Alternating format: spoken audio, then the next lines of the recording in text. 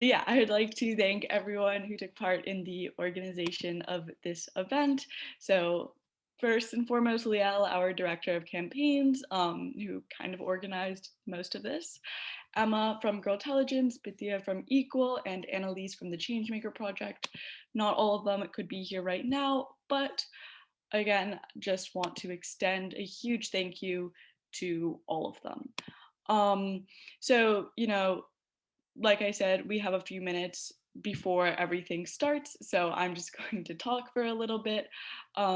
Generally, feel free to have your camera on or off, whichever you'd prefer, but out of respect to our speakers, we ask that generally you keep your mic off for the duration of the conference unless you've been called on to ask a question or you're in a breakout room.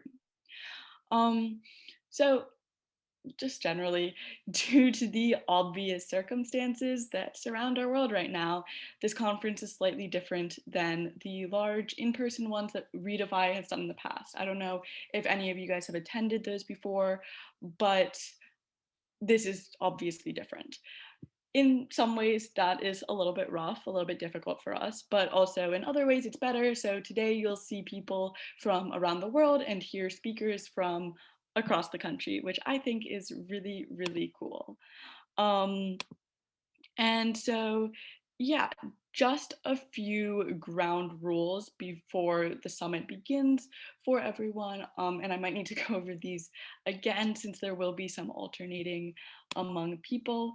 Um, Basically, first, like I said, feel free to have your camera on or off. Um, Next, feel free to come and go at any point. Get it, this event is 4 hours long and I'm sure you're all busy. Again, though, out of respect for our speakers, it would be great if you could stay for the full panel that you signed up for or the full workshop that you signed up for, just so we don't have people really leaving during other people speaking. And then lastly, whether in your questions or comments, we ask that you be respectful towards each other's humanity. Obviously, racism, sexism, homophobia, anti-Semitism, Islamophobia, or any attack on a person's identity will not be tolerated. And if we feel that you have perpetuated any form of injustice in any way, we will remove you from the call immediately. So now that that fun stuff is out of the way, I will quickly go through the schedule for this event with you. So I guess, yeah, just to start off, I mean, we obviously have here the introduction, the opening ceremony, and then we're going to move into a Q&A panel with our first panelists who are going to be talking about their work in arts slash public service, and so how they're able to make change through that. Then we're going to move into individualized breakout rooms. So if there's a specific speaker that you really wanted to hear more from, you can go into their breakout room, ask them questions. They'll open up those rooms once we're done with the first panel. And then afterwards, we are going to open up a workshop led by Cindy, who's here right now. And that's going to be regarding using art activism for change around 20 minutes. Then we have this really fun contest. We'll give you more of the details once that comes along. But yeah, so that kind of concludes the first half of the summit. I'll tell you about the schedule for the second half once that comes. Are there any questions so far? For questions, feel free to drop them in the chat, raise your hand either with the raise hand feature that Zoom offers, or literally just blurt them out. That works too.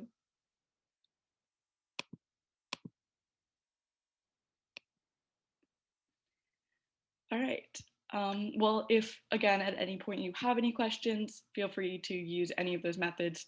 Obviously, if someone is talking, don't interrupt them to ask your question. But other than that, yeah. Again, super excited. We still have 3 more minutes before the panel starts. So now I'm going to do kind of a shameless plug. So Redefy changes our members around every year, since once you've graduated from high school, your role at Redefy fundamentally shifts. You can become a board member or a campus rep, but most of our roles are for high schoolers or younger. So if you fit that criteria, we are opening our applications this summer, and they just opened. So feel free to apply for a Redefy position at redefy.org/join. That doesn't look like it sent us a link, but you should be able to copy and paste it. So here are our panelists, Cindy, Alexis, Stephen, and Anya. Thank you all for taking the time to join us today, and we are super excited to hear from you.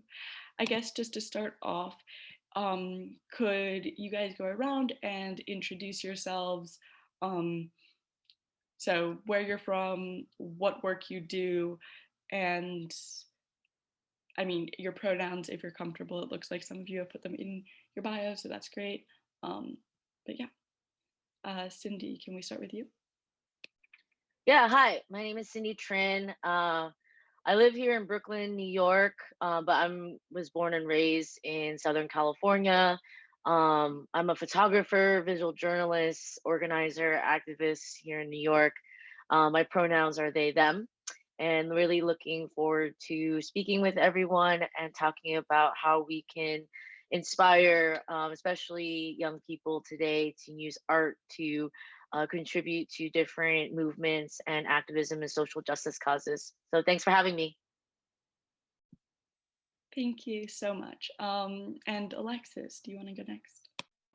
Hi everyone, I'm Alexis. I live in the East Village in Manhattan, but I'm from New Jersey, and right now I'm a student at NYU, where I'm studying a lot of different areas of tech, but mainly web design.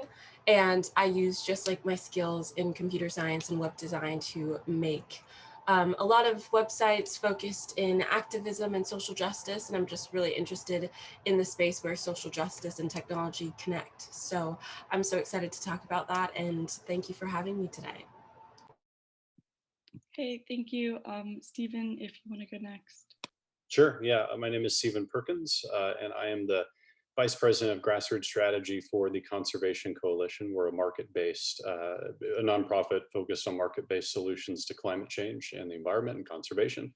I hate to break the New York trend, but I'm here in Dallas, Texas, originally from Houston, and really appreciative that I'm able to be a part of the panel today. Amazing, thank you. And lastly, Anya. Hi, everybody. It's so nice to be here with all these amazing people. I'm also breaking the New York trend. I'm from West Orange, New Jersey, and I am a now 18-year-old activist, organizer, and social entrepreneur, as well as the founder of the Next Gen Come Up, which is a nonprofit organization dedicated to encouraging young people to organize, create thought-provoking works of art, and get involved in philanthropy at a young age. And I've been involved in the activism space since I was 12 years old, but I've been really involved with community service since I was 5. So this has been the work that I've really fallen in love with and utilized all of my talents to continue to perpetuate. So I'm really happy to be here with so many people who, align their passions with the goal of change making. So thank you for having me. Yay, thank you, all of you. And so really our next question is just, what specifically are you passionate about changing in the world, and how have you brought that passion to the work you do? You might have somewhat answered this, but going into as much depth as possible would be fantastic. And I mean, this one, anyone can answer, doesn't need to be all of you.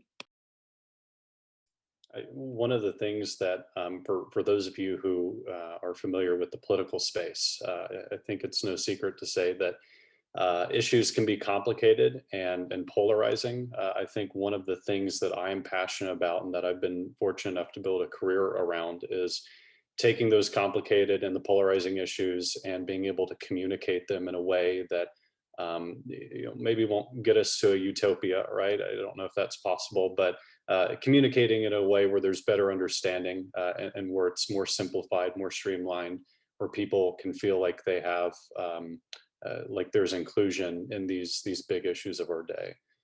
So that's what I'm passionate about, and like I said, fortunate to be able to do work around that.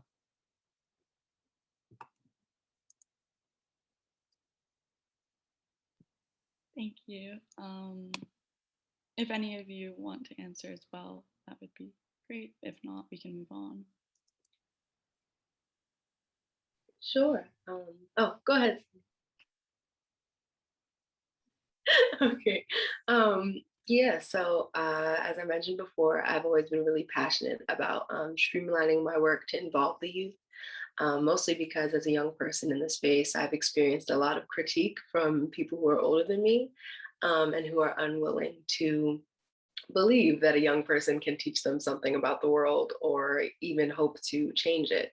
So I've always been really passionate about not only educating young people about how to be change makers, how to be radicals, but just simply breaching that line of, generational knowledge gaps and being able to challenge the idea that young people can't change the way that adults think about the world. So regardless of whether that's my organizing or community service or simply starting of those,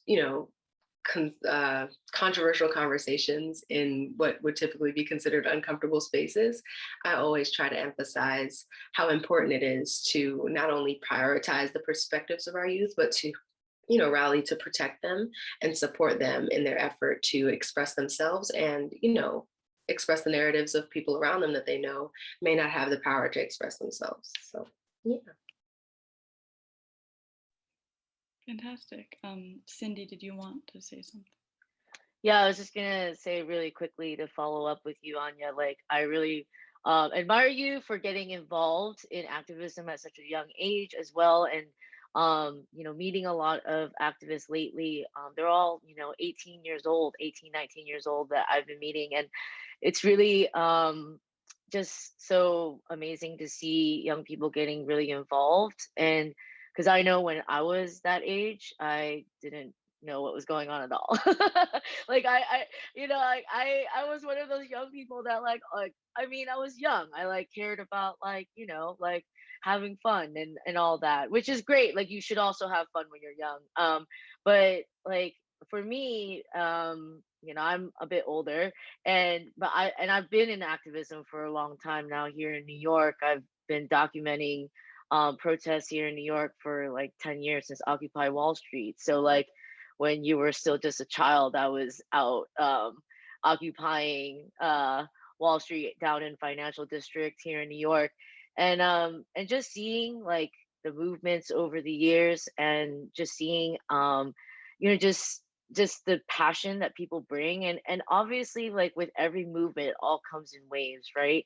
And for me it's always been about using my art and using my skill to show the world what's going on. And I think documenting and photographing what's happening in our streets is really important, because it's how we get the word out on what is happening, what people are passionate about, what people are fighting for, what issues people are literally putting their bodies on the line for, right?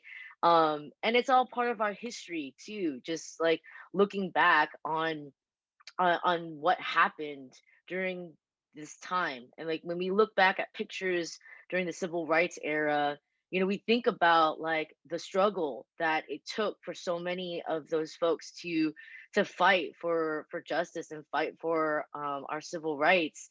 And so as a photographer, that's what I really aim to do with my art and my skill, is to document that history, to not just do that though, but to highlight like people that are doing the groundwork, people who are organizing, people who have been activists for a long time here in New York, and hopefully like show the rest of the world what we do here, because New York activism scene is so passionate, so just very, it's just people come here with a really strong energy.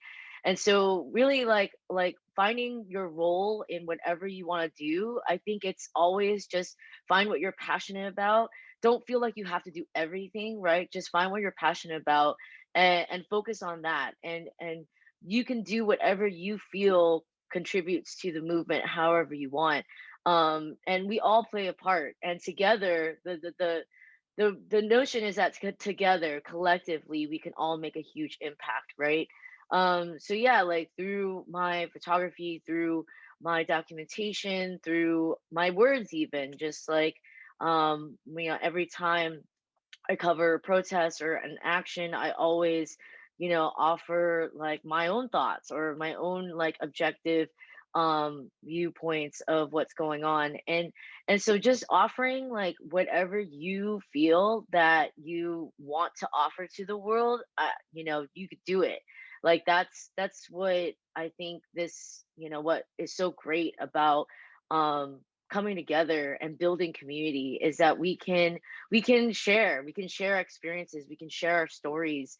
And that's what I aim to do, right, is to share people's stories and share our feelings, our thoughts as a community, as individuals. So yeah, I'll talk more later in the workshop about how to use art to inspire change. But yeah, just wanted to follow Anya's sentiments about just it's never too early and never too late to get involved. And it doesn't matter what age you are. I know Redefy is very like tailored to young people. So but it really doesn't matter what age you are. You can get involved in any capacity at any moment in your life, really. I'd love to add on to that, what you're saying, Cindy, about the civil rights era, when there were when there was documentation about that, and when you compare it now to the protest and the movements that are happening to this day. The incredible thing is back then there was this filter, right? If you're a photographer and you wanted to get your work out there about these marches or protests, you had to go through a newspaper, and a lot of people in the civil rights movement had to create their own newspapers and pamphlets and things like that. Nowadays, there's no filter. These movements, I think, have a lot of effectiveness now, and they can start and grow so rapidly because now we live in a time where activism is still challenging, certainly, but a lot easier to get the word out there, and you don't have to go through gatekeepers to do it. And so it's been really cool working with young activists, the high school, college, and young professional level. We see this often. That it's a little funny because they say, oh, activism's hard, and I just think used to be a lot harder. It's a lot easier now to get out our message, which is a really great development. So that's great, that the work you do to document that. Yeah, fantastic answers from both of you. And Cindy, I think your answer especially kind of embodied what we're trying to do with this conference, just the ways in which you can make change, whether through traditional senses of activism or not, by sharing your voice. So, and kind of bouncing off of what Stephen just said, what challenges have you faced in your attempts to spread awareness or make change in your fields? I think that I can answer this one. Well, because I work within a sort of space that's so predominantly like older people, and especially just like men, that I kind of always get discouraged, especially as someone that is trying to make change through kind of being representation in STEM and making sort of technological ways that people can get involved in activism and get involved with social justice. I think a lot of people, especially online when I'm talking about my work and trying to get people to get really excited about engaging with social activism online, people that are like, oh, you're not really someone that can do that. You're not a computer scientist. You're not a programmer. You can't kind of take up this space or take up this space in this way. I get a lot of backlash about creating resources for free and not trying to make money off of my activism or my social justice, which I think is just so weird anyways. But since kind of the technology space and the space within like startups and having any sort of product is so geared around money, that I think a lot of people kind of look at me and think of me as illegitimate for a lot of reasons, just being like a Black woman, a young woman in this space, but then also not taking advantage of other people. So I think that that has been a thing that is always discouraging or always kind of fuels my imposter syndrome. But then I kind of always just have to take a step back and remind myself that I'm doing everything anyways. Like, all of these people can say whatever they want about me and who I am and the way that I'm taking up space, but I'm still doing it, and I'm still doing like a pretty good job at it. So I think that just reminding myself of that is really important. So whenever I feel down or discouraged, I just have to kind of build myself up and surround myself with other people that also can build me up. Yeah, just to follow up on Alexis, like I could talk about the challenges that I face every day for long periods of time. I feel like as a non-male person in photography, I struggle constantly with just men always overshadowing. There's actually lots of statistics out there that show that over 70% of photojournalists are men, and most of them are white men. And then the few that are women are still white women. So being, a person of color, a woman of color, a non-binary person of color, I'm in that tiny fraction of maybe like 0.1% or something that are working people of color photojournalists. And I just like, it's just when those odds are against you, it is really hard. It is really difficult every day to keep doing what I'm doing, because I honestly feel all the time that weight of, what am I doing with my life? Why am I here? Like, am I even doing anything that is making an impact? That you question yourself all the time. Alexis, you talk about imposter syndrome. I have really bad imposter syndrome always. And I think that's just a condition, right, of white supremacy that has kept people like us down, hasn't given us opportunities, hasn't given us jobs that we deserve, hasn't given us the pay that we deserve. And so a lot of times I feel like as women and non-binary people of color, we have imposter syndrome, where I see a lot of white people, they don't have imposter syndrome, right? Like they're just, because they've been so privileged their whole lives, they don't ever get those feelings, right? They don't get those feelings of rejection as much as we do. So the challenges that I face every day are not only internal but external, right? Internally, I'm dealing with imposter syndrome, I'm dealing with insecurity. Externally, I'm dealing with the fact that my industry is heavily dominated by